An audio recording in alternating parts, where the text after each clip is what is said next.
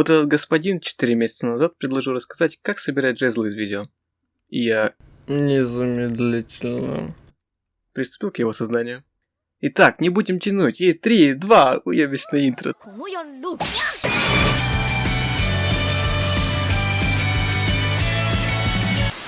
Так как мне лень искать все, что нужно и тратить на ран 10 часов, все показанное видео будет реализовано благодаря моду Spell Lab. Вы, в принципе, и сами можете поэкспериментировать в нем, не боясь смерти, и пройти испытания, благодаря которым, кстати, я узнал минимум половину из всего, что будет сказано в видосе. Сейчас такой переход, типа плавный. Что чаще всего встречается в забегах? Ну, обычно это бензопилы. И всякий шлак. Но даже из этого можно сделать что-то интересное. Ну что ж, приступим. Первый жезл довольно банальный, но один из самых эффективных. Бензопила на триггере. Все, что нам понадобится, это вот эта вот звездочка на снаряде. Она позволяет кастовать следующий снаряд после выстрела. А если найти более-менее быстрый жезл, ну, игра в принципе пройдена. Основное улучшение приходит на саму бензопилу повышением урона. Кстати, помните вот этот модификатор, который 90% из вас выкидывает? Так вот, бензопила с ним отлично сочетается. Для начала неплохо, правда?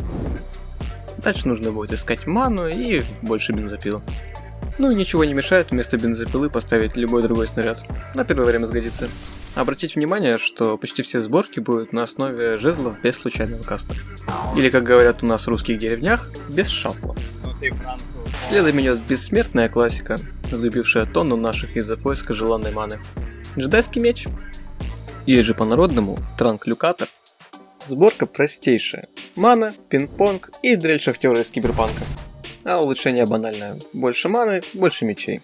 В принципе, если скорости хватает и мана позволяет, как, например, реверснутые жезлы, то мана в принципе и не нужна.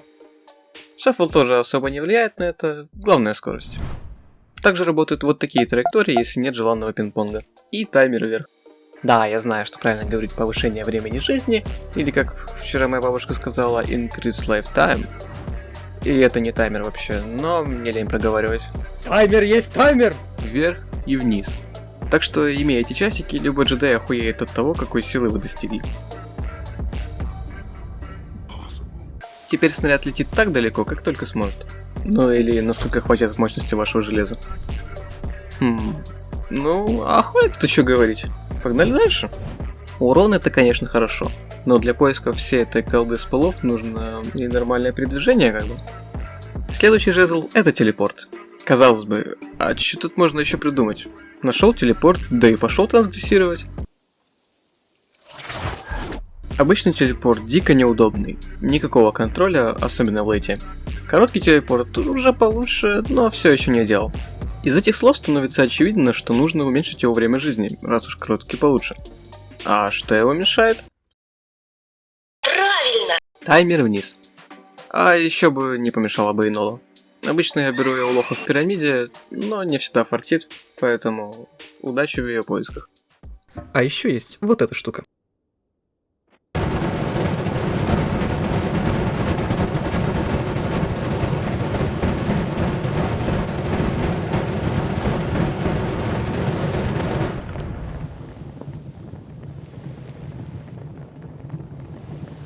Помните этот отрывок?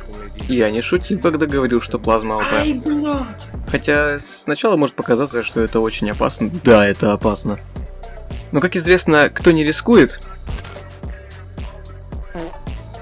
Рецепт простейший. Берем сначала триггер и щепотку, потом плазму за жопку. А хапку мне на водке?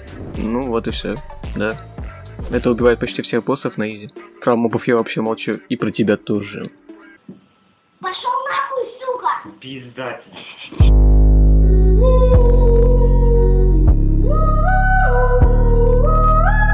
А теперь сборка на пилах. Или попьем пиво. Знаете ли вы, что если добавить любую структуру перед пилой и посадить ее на триггер, то она будет возвращаться в точку каста, а не в вас?